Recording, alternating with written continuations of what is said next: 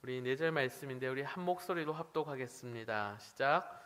찬송하리로다. 그는 우리 주 예수 그리스도의 하나님이시요 자비의 아버지시요 모든 위로의 하나님이시며 우리의 모든 환난 중에서 우리를 위로하사 우리로 하여금 하나님께 받는 위로로서 모든 환난 중에 있는 자들을 능히 위로하게 하시는 이시로다. 그리스도의 고난이 우리에게 넘친 것 같이 우리가 받는 위로도 그리스도로 말미암아 넘치는도다. 우리가 환난 당하는 것도 너희가 위로와 구원을 받게 하려는 것이요 우리가 위로를 받는 것도 너희가 위로를 받게 하려는 것이니 이 위로가 너희 속에 역사하여 우리가 받는 것 같은 고난을 너희도 견디게 하느니라. 아멘. 네, 우리 옆에 분들과 인사하겠습니다. 사랑합니다. 축복합니다. 요즘 TV를 틀면 많이 나오는 주제의 프로그램들이 있습니다. 그것이 무엇이냐면 가정의 문제를 다루는 프로그램들이 많아졌다라는 것입니다. 옛날부터 유명했던 금쪽 같은 내 새끼, 또 이제는 자녀 문제들뿐만 아니라 부부간의 문제들 가지고 나오는데요. 결혼 지옥, 이혼 숙녀 캠프 등등 이런 수많은 가정의 문제들을 가지고 나오는 프로그램들이 많이 있음을 우리가 알 수 있습니다. 이런 프로그램을 보게 되면 참 가정마다 쉽지 않은 문제들을 가지고 있다는 것을 우리는 알 수가 있는데요. 이것은 단순한 문제를 떠나서 가정의 각 개개인이 얼마나 많은 상처를 가지고 있고 또 아픔을 가지고 있는지 우리는 볼 수가 있습니다. 그리고 거기에 여러 가지 가정에 맞는 솔루션을 제공해주고 또 그렇게 건강하게 세워져 나가는 것을 우리들에게 보여주고 있습니다. 특히나 문제가 있는 자녀들 또 아내, 남편을 솔루션을 해줄 때 보면 중요한 한 가지 특징이 있습니다. 어떠한 문제든지 공통된 특징이 하나가 있는데요. 이것은 너무 간단한 것 같기도 하고 너무 쉬운 것 같기도 합니다.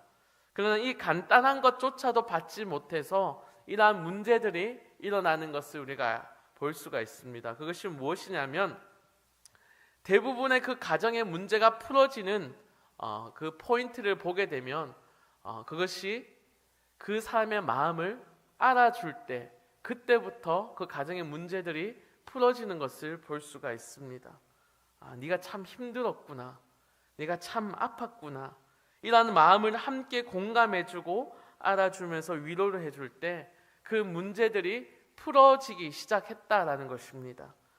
굉장히 폭력적인 사람도, 폭력적인 아이도, 또 폭언을 일삼는 남편이나 아내도 그 사람의 마음의 그 내면을 깊이 들여다보니 그 사람의 마음은 완전히 상처투성이었고 또 그 상처투성이의 마음을 알아줄 때, 보듬어줄 때 그 사람이 온순하게 또 변화되어지는 것을 우리가 볼 수가 있습니다. 이처럼 우리의 마음 가운데 있는 상처나 슬픔 이런 것들이 어떻게 치유가 되어지냐면 내가 그 마음을 알아주고 공감을 얻고 이 공감을 통해 위로를 받을 때 우리에게 그러한 치유의 역사들이 일어난다라는 것입니다. 하지만 우리의 삶을 돌아보면요, 이러한 위로를 받기가 참 쉽지가 않습니다. 우리를 사랑하는 가족이라 한다 할지라도 이러한 공감을 해주고 또 이러한 위로를 해주는 것이 쉽지가 않습니다. 그리고 우리는 이 위로를 어떻게 해줘야 하는지, 이 공감을 어떻게 해줘야 되는지 그 방법조차도 잘 알 수가 없습니다. 그럼 우리의 인생 가운데 참 많은 풍파와 여러 가지 아픔들이 있습니다. 그리고 우리는 이러한 아픔을 겪을 때 우리는 어디로부터 참된 위로를 얻을 수 있겠습니까? 또 누군가를 위로해주며 또 건강하게 세워져 가는 일들을 우리가 어떻게 할 수가 있겠습니까? 오늘 하나님의 말씀을 통해서 하나님께서 주시는 참된 위로를 경험할 수 있는 저와 여러분들이 되어질 수 있기를 간절히 소망합니다. 먼저 고린도 후서를 우리가 함께 살펴볼 텐데요, 이 쓰여진 배경을 보게 되면 다음과 같습니다. 바울은 예수님을 극적으로 만난 이후에 그 사람의 인생이 완전 180도 변하게 되어집니다. 그래서 그의 인생은 복음 전파라는 이 사명을 가지고 최선을 다해 정말 자신의 그 모든 열정을 쏟아내면서 사역을 했던 사람입니다. 그의 열심은 수많은 교회를 세웠고 교회에 많은 제자들을 일으켜 세웠습니다. 또 신약 성경을 13권이나 쓰고요, 기독교의 아주 중요한 인물임을 부인할 사람은 아무도 없을 것입니다. 바울이 하나님을 위해 이렇게 열심히 사역을 감당하고 또 하나님을 위해서 이렇게 열심히 일을 했다라면 하나님께서 얼마나 이 바울에게 큰 복을 주셨겠습니까? 그런데 인간적인 눈으로 볼 때는 참 바울의 인생을 볼 때 참 쉽지 않는다라는 것을 우리는 볼 수가 있습니다. 인간적인 눈으로 볼 때는 이해가 되지 않습니다. 하나님을 위해서 열심히 그렇게 사역을 하고 애를 쓰고 열정을 쏟았음에도 불구하고 수많은 어려움, 옥에 갇히는 것, 또 매를 맞는 일, 여러 가지 일들을 겪게 됩니다. 오늘 우리가 함께 이 고린도후서의 배경을 살펴보면 바울은 이 선교적으로 중요하게 여겼던 도시가 있습니다. 그래서 그 도시에 사랑을 쏟았고 열정을 특히나 쏟았던 도시가 이 고린도라는 도시와 에베소라는 도시입니다. 그런데 이 도시에서는 오히려 바울에게 더 큰 아픔과 상처를 주는 사람들이 많았습니다. 에베소에서는 바울의 사역을 반대하는 폭동까지 일어나서 바울이 더 이상 이 에베소에 머물 수 없을 정도가 되었던 도시입니다. 또한 이 고린도라는 도시에는요, 이 고린도인들의 믿음의 아버지로 열심히 살아왔던 바울은 고린도 교인들로부터 거절당합니다. 이 교인들로부터 비판을 받습니다. 바울을 의심합니다. 저 사람이 사도가 맞는지 자격이 맞는지 의심하고 거기에 대해서 문제를 삼기 시작했습니다.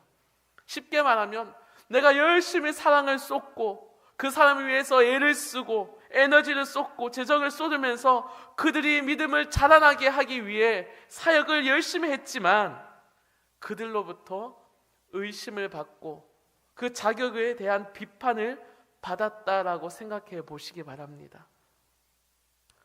예를 들면 이렇습니다. 주일학교 교사를 하는데 그 내가 맡은 반 아이를 위해서 열심히 사랑해주고 간식도 먹여가면서 그들을 위해서 눈물로 기도하며 애를 썼는데 그 아이의 입술에서 저는 선생님 싫어요 라는 그 말을 한번 들었다라고 생각해 보시기 바랍니다. 얼마나 상처가 되고 상심이 되겠습니까? 정말 이 추운 날씨 속에서 주방에서 열심히 봉사하고 또 많은 성도님들을 잘 먹이기 위해서 애를 썼는데 사람들이 오늘 맛이 없다 이런 소리 한번 들었다고 생각해 보시기 바랍니다. 얼마나 마음이 힘이 들겠습니까? 앞에서 찬양을 섬기기 위해서 연습을 하고 또 열심히 그 찬양을 열심히 준비하고 내려왔는데 어떤 성도들로부터 옷이 이상하다 이런 소리 들으면 얼마나 마음이 낙심이 되겠습니까? 제가 교회 안에서 일어날 법한 일들을 예로 들어보았지만 우리가 이러한 예를 통해서 바울의 심정을 한번 상상해 보았으면 좋겠습니다. 자기가 사랑했던 교인들로부터, 무슨 이방인이 아닙니다. 박해하는 그런 이방인들이 아니라 자기가 사랑을 쏟았던 교인들로부터 의심을 받고 있는 상황입니다. 그래서 그들의 잘못된 생각들을 바로잡고 교회의 질서를 세우기 위해 정말 이 사랑하는 마음을 가지고 이 편지를 써내려간 것이 우리가 함께 읽는 고린도 후서입니다. 바울은 상처 입은 마음을 가지고 이 편지를 쓸 때에 가장 먼저 이렇게 고백하고 있습니다. 우리 오늘 3절 말씀인데요, 우리 함께 읽어보겠습니다. 시작. 찬송하리로다. 그는 우리 주 예수 그리스도의 하나님이시요 자비의 아버지시요 모든 위로의 하나님이시며 아멘. 바울은 하나님을 찬송하고 있다라고 기록합니다. 바울의 우리가 고린도후서를 쓰여진 배경을 우리가 잠시 살펴보았지만 도저히 찬송이 나오지가 않을 것 같습니다. 하지만 바울은 하나님을 찬송하리로다. 가장 먼저 하나님을 찬송한다라고 고백합니다. 왜냐하면 내가 고린도 교회 교인들에게 이러한 대우를 받는다 할지라도 하나님은 나를 위로하시는 분이시기 때문입니다. 우리가 하나님의 사역을 하다가 바알과 같은 대우를 받을 때도 있습니다. 제가 잠시 전에 예를 들었지만 실제로 교회 안에서 우리가 이러한 상처를 받을 수도 있습니다. 왜냐하면요, 우리는 구원받은 자들이기 때문입니다. 무슨 말입니까? 구원받은 것과 상처를 받을 수 있다는 말이 잘 매치가 되지 않습니다. 하지만 이 근거가 있습니다. 바로 5절 말씀 앞부분에 있는데요, 이렇게 기록하고 있습니다. 그리스도의 고난이 우리에게 넘친 것 같이 라고 기록합니다. 그리스도의 고난이 우리에게 넘쳤다라는 표현을 사용하고 있는데요, 이 말이 무슨 말이냐면 예수님이 당하신 이 고난이 우리에게도 있다라는 것입니다. 예수님이 버림받으셨듯이 우리도 버림받을 수 있으며, 예수님이 상처 입으셨듯이 우리도 상처를 받을 수 있다라는 것입니다. 우리가 구원받았다라는 말을 다르게 표현하자면 우리는 이제는 예수님의 그 죽으심을 말미암아 예수님과 연합된 자들이 되어졌다라는 것이 구원받았다라는 다른 표현으로 쓰일 수가 있습니다. 우리는 예수님과 이제는 연합되었기 때문에 예수님이 당한 고난을 바울이 받을 수 있고, 또 바울이 받은 이 고난을 우리도 받을 수 있습니다. 이것이 성경에서 말하는 원리입니다. 바울은 이것을 알고 있었습니다. 솔직히 정말 자기가 애정을 쏟고 중요한 선교적 지점이었기 때문에 열심히 그 애정을 쏟아부었는데, 그 고린도 교회에서 자신을 향해 이러한 비판과 의심을 들었을 때 그 마음의 상처가 얼마나 심했겠습니까? 오히려 하나님께 원망을 할 수도 있었을 것 같습니다. 하나님, 제가 얼마나 열심히 이 교회를 위해서 애를 썼습니까? 근데 왜 이렇게 된 것이냐고, 왜 고린도 교인들이 저를 의심하고 나의 자격을 의심하고 반기를 들 수 있습니까? 왜 이러한 일들이 저에게 일어나고 있습니까? 라고 질문을 던지며 어쩌면 정말 다 때려치우고 싶은 심정이 들었을 것 같습니다. 그런데 바울은 오히려 이러한 상황 속에서 하나님을 찬송하기 시작합니다. 그가 찬송할 수 있었던 첫 번째 이유는 우리 주 예수 그리스도의 하나님이시기 때문입니다. 그가 아픈 상황 속에서도 하나님을 찬양하는 이유는 바로 예수 그리스도의 사건이 있었기 때문입니다. 하나님은 우리를 살리기 위해, 나를 구원하기 위해 예수님을 고난받게 하셨고 죽게 하셨지만 결국에는 그를 다시 살게 하셔서 큰 선을 이루시는, 우리가 상상조차도 할 수 없는 그 부활의 놀라운 소망을 우리에게 보여주셨기에 그 하나님의 놀라우신 그 일들을 찬양하고 있는 것입니다. 우리도 상처받고 힘든 상황 속에서도 찬양할 수 있는 이유가 무엇이겠습니까? 바로 나의 생각을 넘어서 아주 큰 선을 이루시는 하나님임을 믿을 수 있기를 간절히 소망합니다.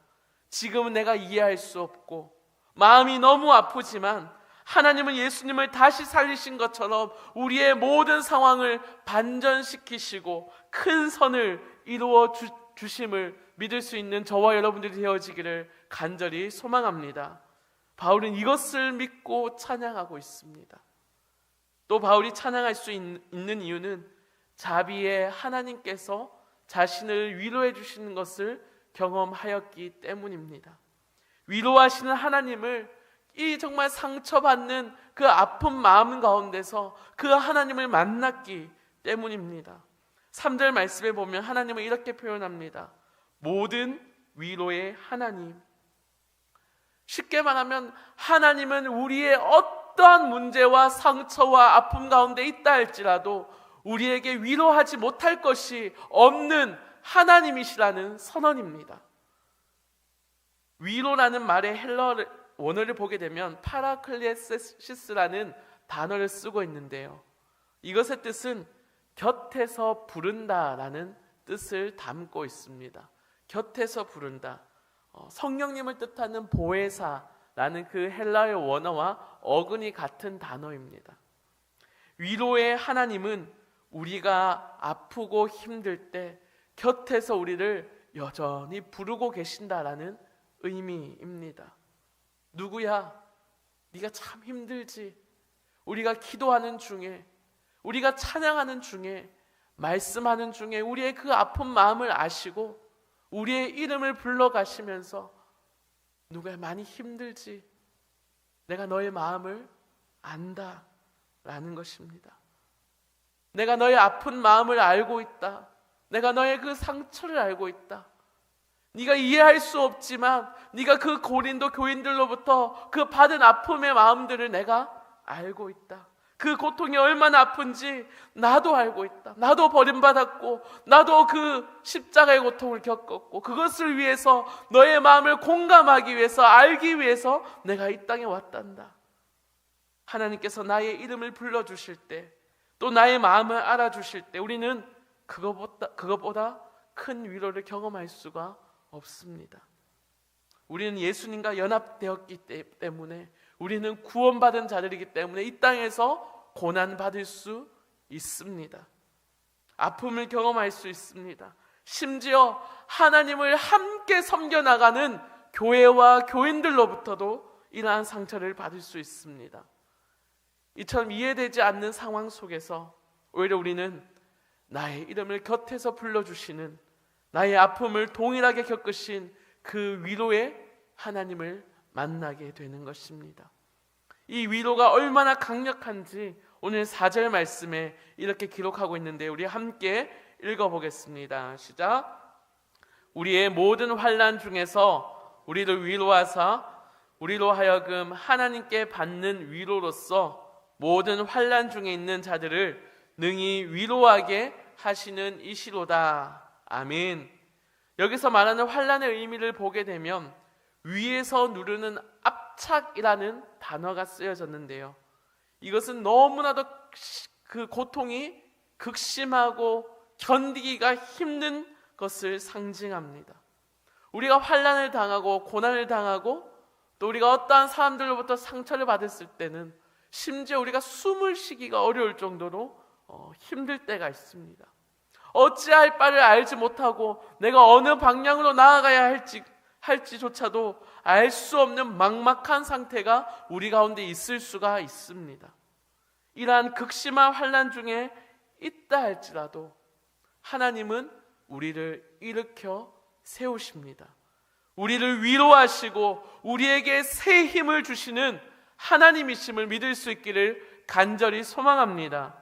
이렇게 당하는 모든 환난 가운데서 우리를 위로하시는 이 위로가 얼마나 크고 풍성하냐 하면 하나님께 받는 그 위로가 너무나도 커서 우리가 다른 환난 중에 있는 어려운 자들을 위로할 수 있는 자가 된다라는 것입니다.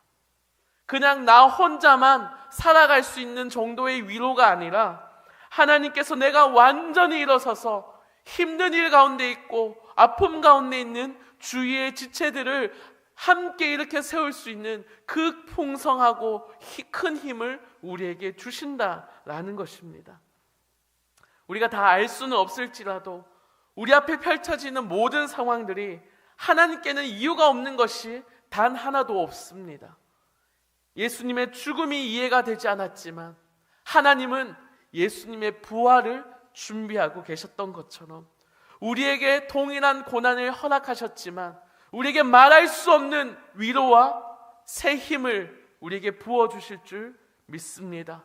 그래서 그 풍성한 위로를 경험한 우리에게 힘과 능력을 주셔서 우리 주위에 어려움 당하고 아픔 가운데 있는 자들을 함께 일으켜 세우는 그 놀라운 하나님 아버지의 그 위로의 사역 가운데 우리를 부르시는 이시라는 것을 사도 바울은 지금 고백하고 있습니다. 그래서 5절 말씀에는 하나님의 위로에 대해서 이렇게 표현합니다. 그리스도의 고난이 우리에게 넘친 것 같이 우리가 받는 위로도 그리스도로 말미암아 넘치는도다. 예수님 때문에 우리가 고난은 있을 수 있겠지만 우리가 받는 위로조차도 예수님 때문에 넘쳐난다라는 것입니다. 그 위로가 넘쳐나기에 나에게만 머물러 있을 수가 없습니다. 하나님의 그 위로하심과 그 풍성하신 사랑을 경험한 우리는 가만히 있을 수 없다라는 것입니다.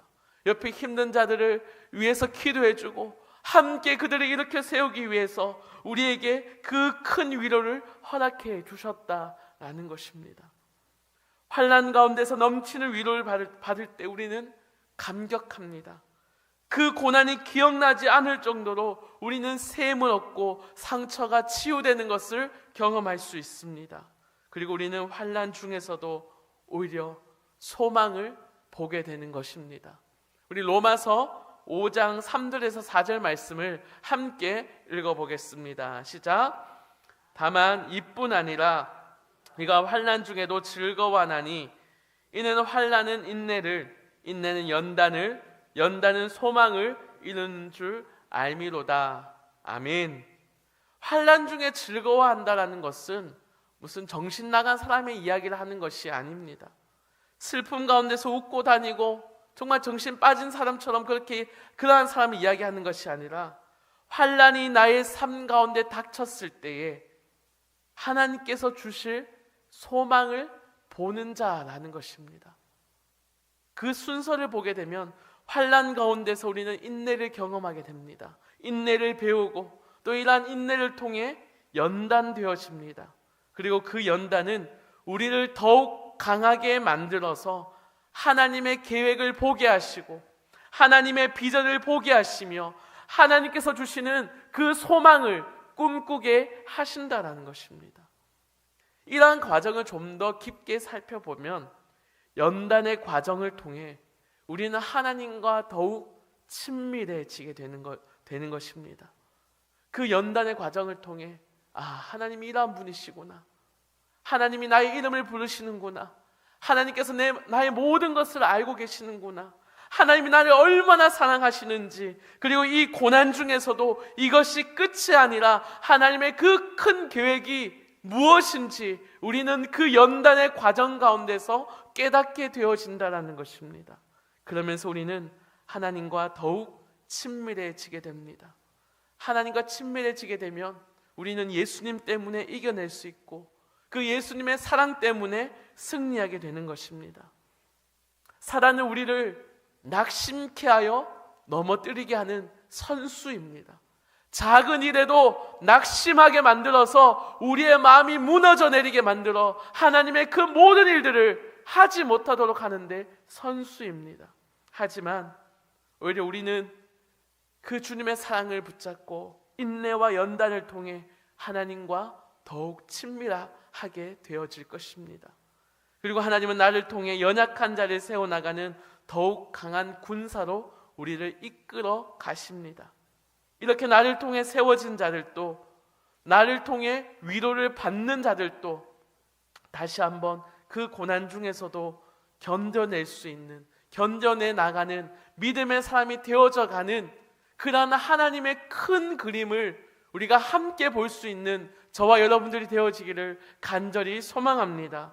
하나님의 큰 그림을 우리가 오늘 6절 말씀에 이렇게 기록하고 있습니다. 우리 함께 읽어보겠습니다. 시작. 우리가 환난 당하는 것도 너희가 위로와 구원을 받게 하려는 것이요 우리가 위로를 받는 것도 너희가 위로를 받게 하려는 것이니 이 위로가 너희 속에 역사하여 우리가 받는 것 같은 고난을 너희도 견디게 하느니라. 아멘. 바울이 환난을 당했지만 이 환난은 오히려 너에게 위로와 구원을 받을 수 있게 되는 것이고, 바울이 받은 이 위로가 너희 속에 역사하여서 너희가 고난 가운데 있다 할지라도 그 고난을 견뎌낼 수 있는 이 하나님의 위로하심을 지금 당당히 선포하고 있습니다. 누가요? 상처받은 바울이 이렇게 고백하는 것입니다.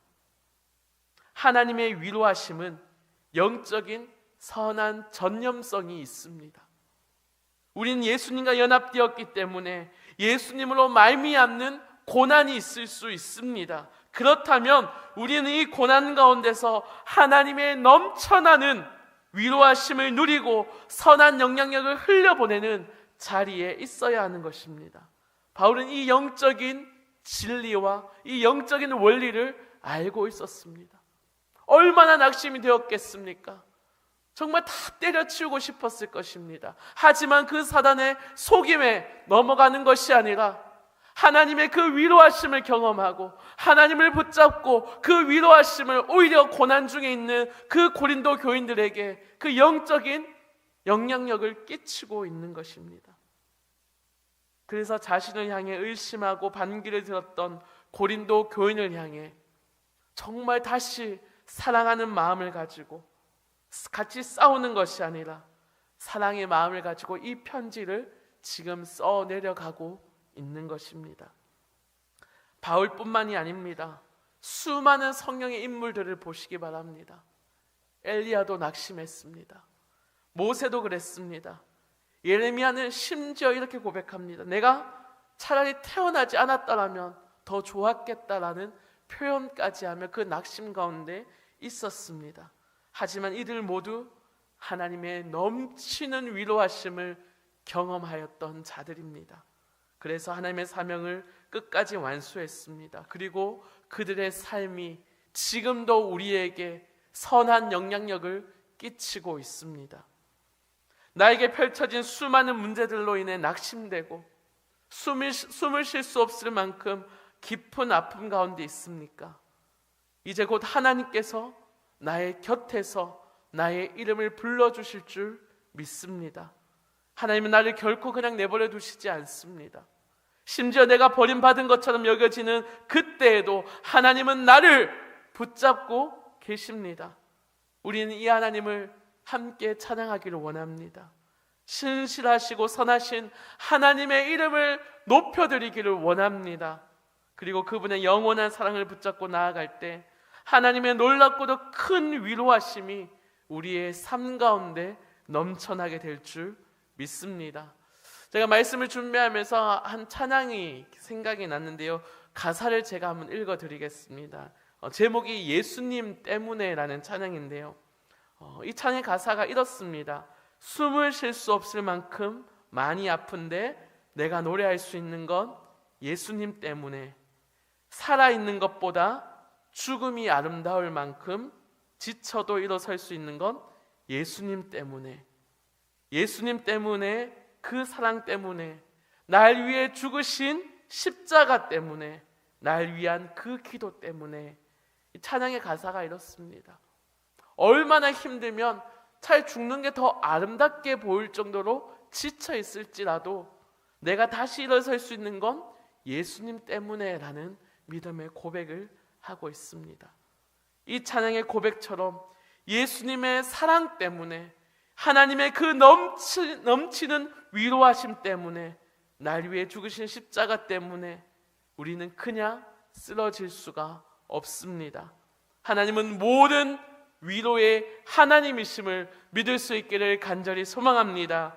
이 하나님의 넘치는 위로하심을 우리가 함께 경험하고 하나님의 위로하심을 우리의 교회에 흘려보내며 선한 영향력을 끼치며 살아갈 수 있는 우리 귀한 성님들 되어질 수 있기를 간절히 소망합니다.